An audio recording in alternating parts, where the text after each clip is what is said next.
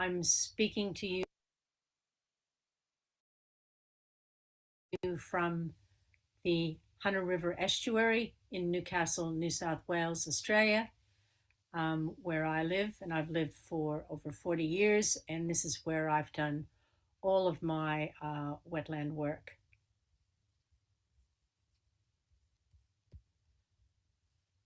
My particular home wetland is the Hunter Wetland Centre Australia, which is a 45-hectare complex of wetlands in the Hunter Estuary on the freshwater end, and it was once drained and degraded and used for sporting fields, but restored in '86 as Australia's very first wetland centre.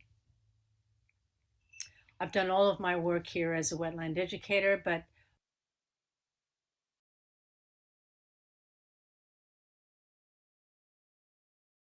my other interest is community participation in wetland management.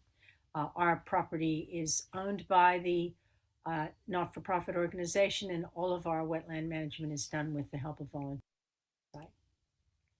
So today I'm going to talk to you about the evolution of the Ramsar SEPA program. It's taken a long time to evolve to the current day. The convention's been going for 50 years, and everything in the convention happens through resolutions that only get really agreed to every 3 years. And so this is the pathway that the SEPA program has followed. But the pathway has been slow and steady through 11 COPs, and I'm going to take you through those today just to see how it has evolved and how it has over time. So we go back to COP4 in Montreux in Switzerland in 1990, where two documents were tabled, both of which are related to education and training. 4.5, which was specifically about education and training. So these are not resolutions, they're just discussion papers, but talking about the importance of adequate training courses and special reserves where education is the main objective, a la wetland centers, and the high priority that should be given to education programs for all sectors. And then 4.10 introduces the wise use concept, which of course you would have already heard about because it's one of the 3 pillars of the convention. And basically, even in this paper, environmental education and outreach programs and training programs are mentioned. The next COP is COP5 in Kushiro, Japan, where a resolution on wise use is passed, and once again includes very comprehensive recommendations for the following areas: training and education and public awareness. So from the very beginning, the concept of wise use and the importance of education and training and capacity building are going hand in hand. COP6 in Brisbane in 1996 introduced a resolution called Education and Public Awareness, but this resolution is really to commit the Secretariat to supporting the development of the very first education program for the convention to be presented at COP7 as a resolution. So here we are at COP7 in San Jose, Costa Rica in 1999, and the convention's first education program is submitted with the program to run for 2 years, and it's called the convention's outreach program. Key commitments are recognizing the importance of communication, education, and public awareness as central elements of implementing the Ramsar Convention and its strategic plan, and then the program itself requests governments to appoint what's called focal points. So focal points are already in place for other areas of the convention. So this is an important development where it's identified that focal points focused on wetland education could be useful for helping to implement this new program area. So only 3 years later, at COP8 in Valencia, the second education program is submitted as a resolution, realizing that 3 years wasn't long enough. It's given 6 years to run in line with the strategic plan, and it is called the Convention's Program on Communication, Education, and Public Awareness. So outreach has been put aside as a program name, and the acronym SEPA is introduced from Valencia COP8. COP9 is only halfway through the first triennium of the SEPA program.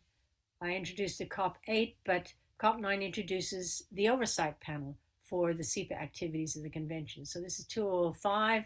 That's how long the oversight panel has been in place. And it started very simple with the request of contracting parties to nominate SEPA focal points as representatives for all the Ramsar regions to be represented on the panel, and for terms of reference for the oversight panel to be accepted and evolved further.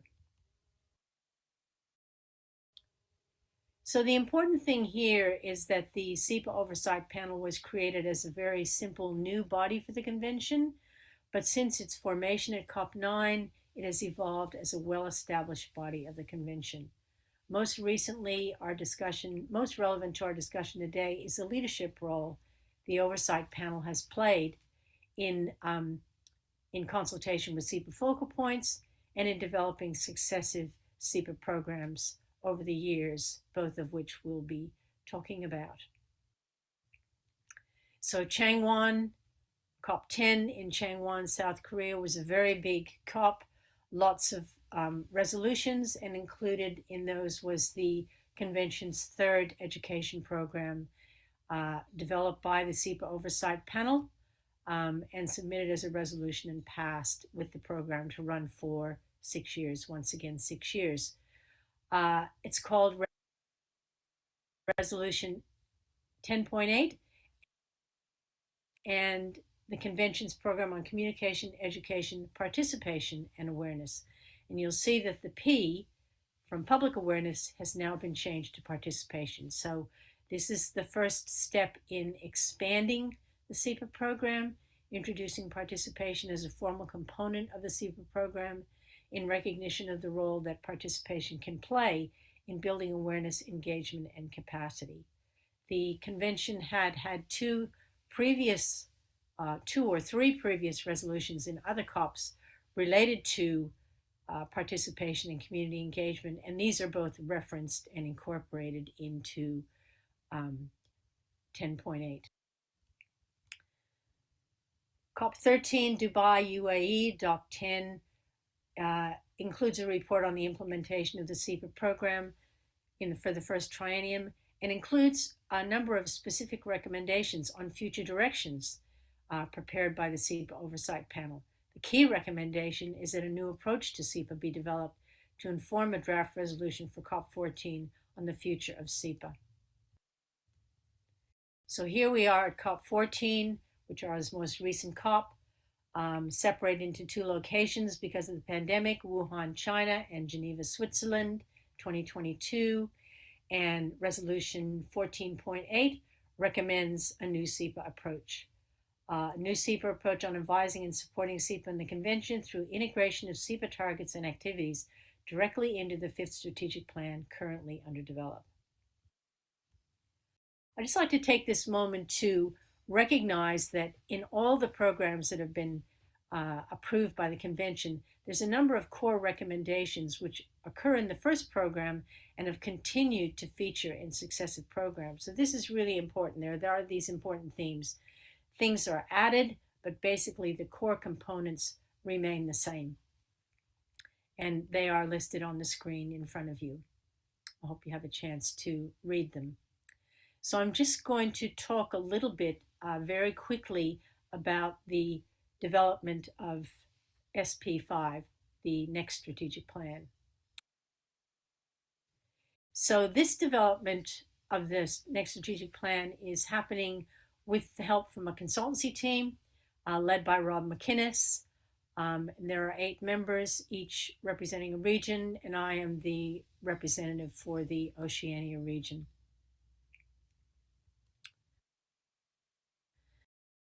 The integration is happening in with a few steps, and the main things are that SEPA will prominently, so the overall goal is to embed SEPA throughout the strategic plan at all levels with identifiable targets, activities, inputs, outcomes, and indicators. through the application of 4 strategies. Testing out of these strategies is in the early stages, but just the first 2 strategies to feature SEPA prominently under one single goal with its own actions, deliveries, and mechanisms. And the second strategy is to make sure that relevant SEPA actions are embedded against all targets throughout the SP5. SP5 is currently being drafted and reviewed by the SEPA working group, STRP working group, and that will be considered at the next meeting of the standing committee in a few weeks' time. Just a little bit about my own SEPA focal point history. I was appointed as Australia's first NGO SEPA focal point in 2001, and I've remained in this position since that time. Based at Australia's first wetland centre at the time of my appointment, my priority was to connect with other wetland educators, as well as leading Australian-based wetland NGOs, and to find opportunities to build awareness of the convention at local and national levels. I've also had opportunities to work directly with the Ramsar Secretariat communications officers as a member of the SEPA OP from 2006 to 2018, and as SEPA focal point for STRP from 2006 to 2015. So just a little bit to close in terms of the SEPA program and its value to the convention's missions and goals. It's quite clear that the SEPA program has evolved over time. Different aspects have been added to it. The name has changed slightly, but its core components have remained the same. But it's quite clear from research that was done in 2003 that the value that contracting parties and the conservation community place on SEPA activities was clearly evident in results from recent consultation and research. Firstly, a global online survey conducted in September identified local community awareness and cultural values and traditions among the 5 most positive drivers globally of good ecological condition for wetlands. Secondly, a review of Ramsar national reports from 3 trienniums showed that positive reporting against SEPA program delivery by contracting parties was close to the top against other work areas.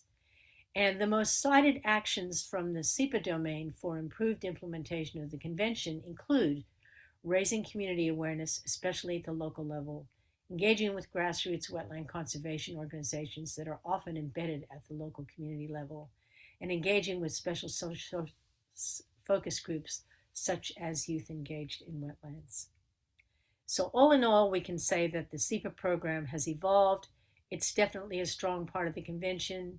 It has some options for future to take it in different directions, but the value of the SEPA program to the convention is incontrovertible.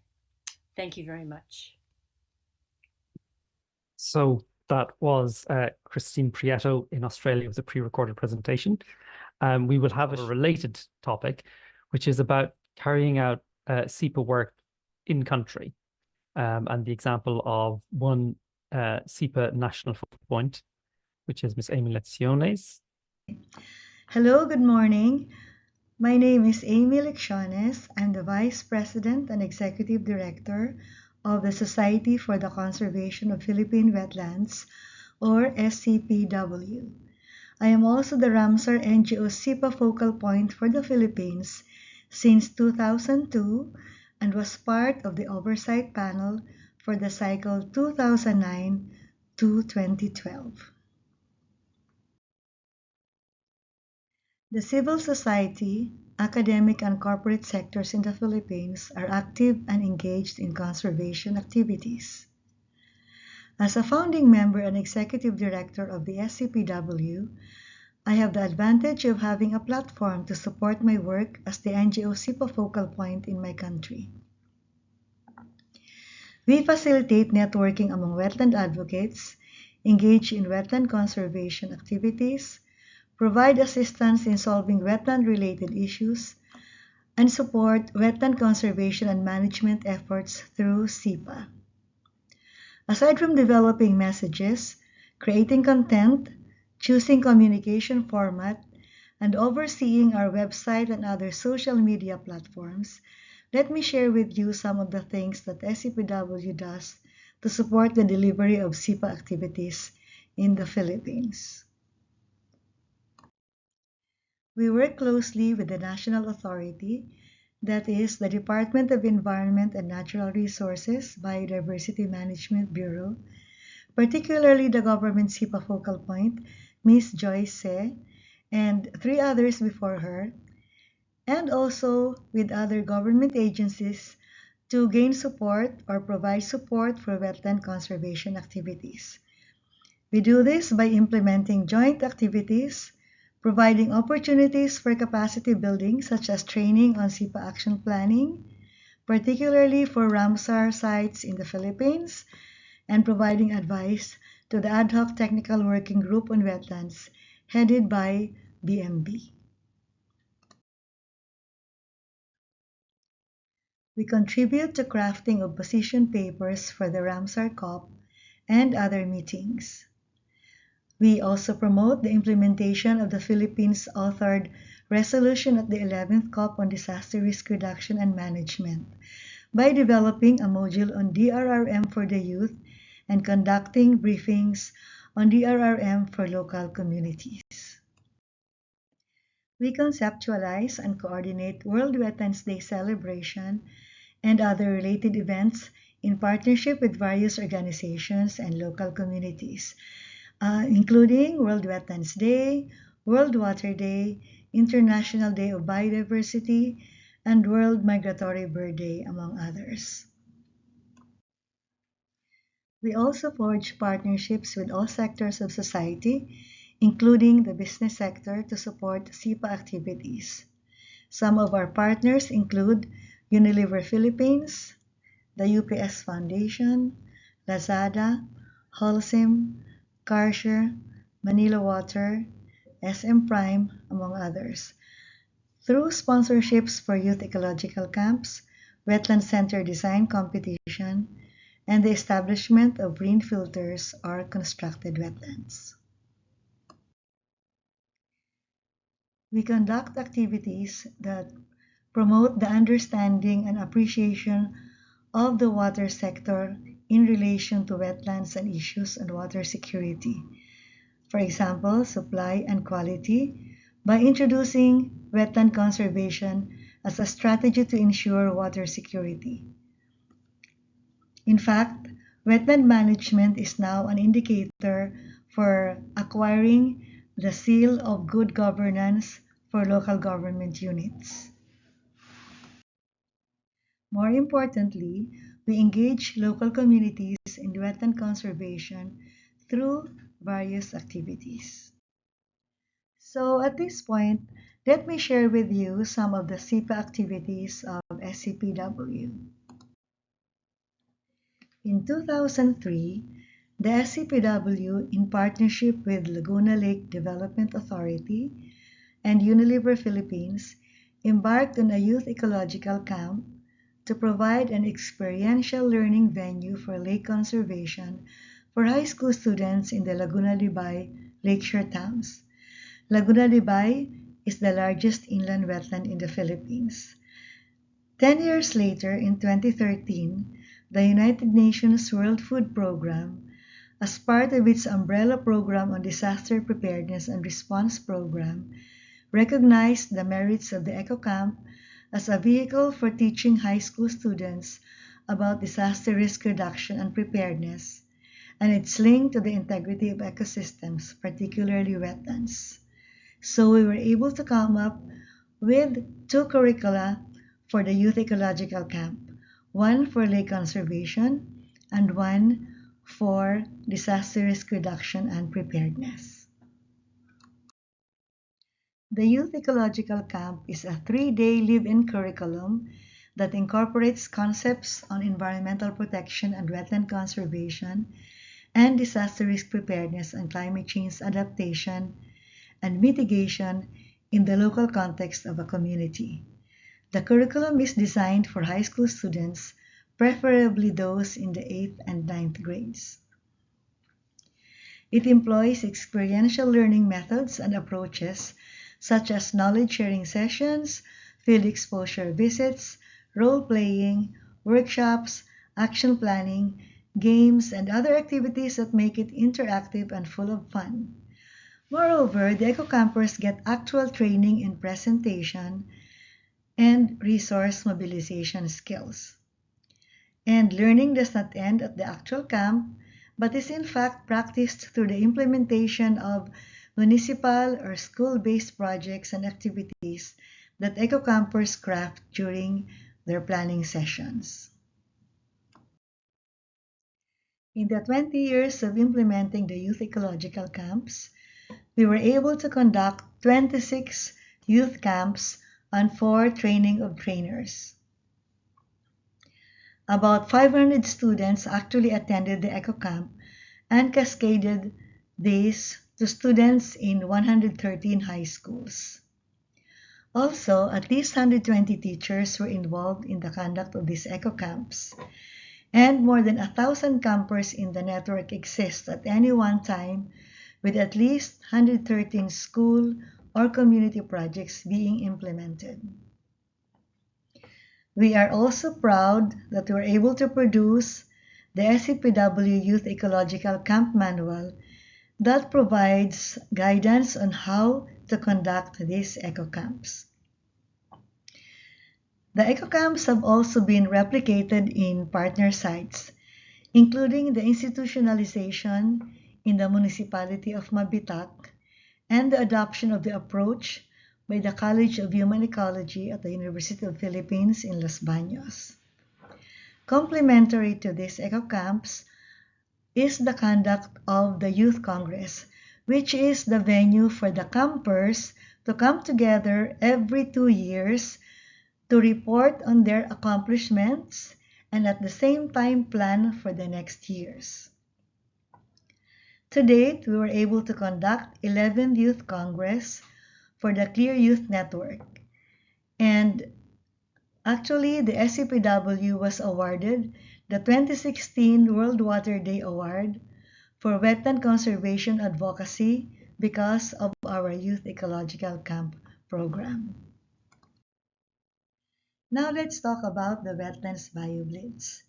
The Wetlands BioBlitz is a citizen science method and SIPA strategy which increases awareness, scientific literacy, and engagement of local communities in wetland conservation.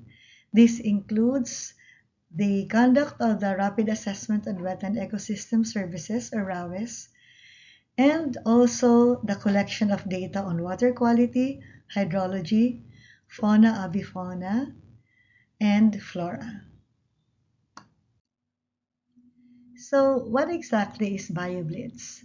We know that bio means life and blitz means to do something quickly and intensively.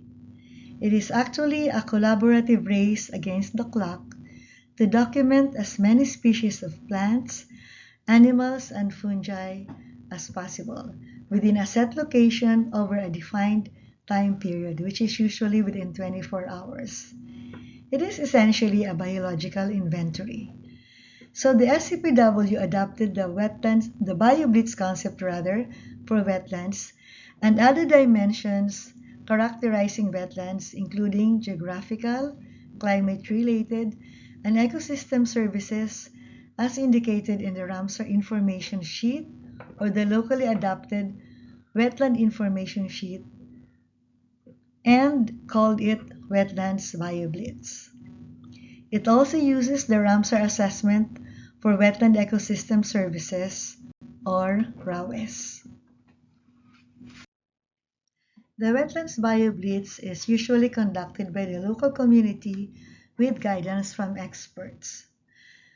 We piloted the method in 3 rivers in Laguna, namely Pangil River, Lumban River, and Mabitac River. It was also replicated in 2 other wetlands, in the Las Piñas Parañaque Wetland Park and in the Paligi Wetlands in Pampanga. In March last year, we also conducted a training of trainers for the Wetlands BioBlitz. So now we have a pool of people who are trained on how to conduct this activity. We were also able to produce a guide to conducting a wetlands BioBlitz activity, um, action plans, and wetland profiles, which are all uploaded in the web page or website that we produced specifically for this activity. Another activity that we tried during the pandemic was the conduct of the SCPW video making contest. It was dubbed Stories About Wetlands and Water and was open to high school students from grade 7 to grade 10. It was launched during one of our learning events online, which was called Water for People, Ecosystems, and Biodiversity. The entries, as required, tackled at least one of the following messages: water conservation and wetland protection, importance of wetlands and water, and water and wetland biodiversity. 10 high school students who qualified as finalists attended the online boot camp and proceeded with actual video production.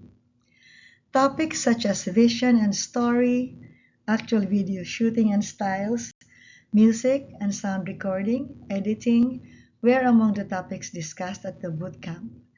The boot camp aimed to help the finalists plan and produce a well-made video for the competition. The winners of the Stories About Wetlands and Water video making contest was announced during the Restore Our Earth Wetland Restoration Through Circular Economy webinar, which was streamed live on May 2021. So we have on screen the champion, the first runner-up, and the second runner-up for the said competition. On World Migratory Bird Day, we did another activity called Click It, Sketch It. Click It, Sketch It is an activity for nature and wildlife photographers, graphic art students, and grade schoolers in the local community to come together for a learning event that revolved around the importance of migratory birds, the threats posed by plastic pollution to their very existence, and what they can do to help protect these wildlife and their habitats. These activities were in line with the celebration of World Migratory Bird Day, and it aimed to engage young minds in the protection and conservation of wetlands through arts, short lectures, games, storytelling activity, and a wetland walk around the park. So you can see there the young students that we invited to participate in the said Click It, Sketch It session. The SCPW has a design team that helps communicate wetland conservation in a creative manner. Our design team is composed of architects, landscape architects, planners, and an engineer. They designed the Wetland Center complex at the Las Piñas Parañaque Wetland Park and the soon-to-rise Paligi Wetland Center in the Paligi Wetlands of Candaba, Pampanga. The SCPW design team spearheads the SCPW Wetland Center Design Competition. As a SIPA tool, the competition provides a venue for students in the design and built environment to showcase their talents in their respective fields and to create awareness and learning experience among college architecture students on the concept of sustainable development in the context of wetland conservation and management, and how these relate to the fields of design, architecture, tourism, and the environment. So far, we have conducted 3 competitions. The first one was in Lumban Delta, the second one was in the Candaba Wetlands, and the third one was in Pasyal, Ilog, Pasig in 2013. We are now on our 4th Wetland Center Design Competition, which was launched in May 2023. So far, we have completed the orientation, the symposium, the site visit, and the boot camp. In fact, on Friday, May 17th, the top 3 finalists will be presenting their work to the judges, and then on May 27, we will be holding the awarding and the exhibit of the entries. You probably noticed that the SIPA activities that I shared with you today were mostly directed towards children and the youth. This is because they are more open to new ideas, and thus the probability of behavioral change is higher. Thus, it is worthy to invest in the children and the youth so that they will carry on our work. And in designing your SIPA activities, be adventurous, creative, know your audience, listen to everyone who has a story to share, learn from them, share what you can, and enjoy your SIPA journey. Thank you, and I hope I was able to spark some inspiration in your SIPA work.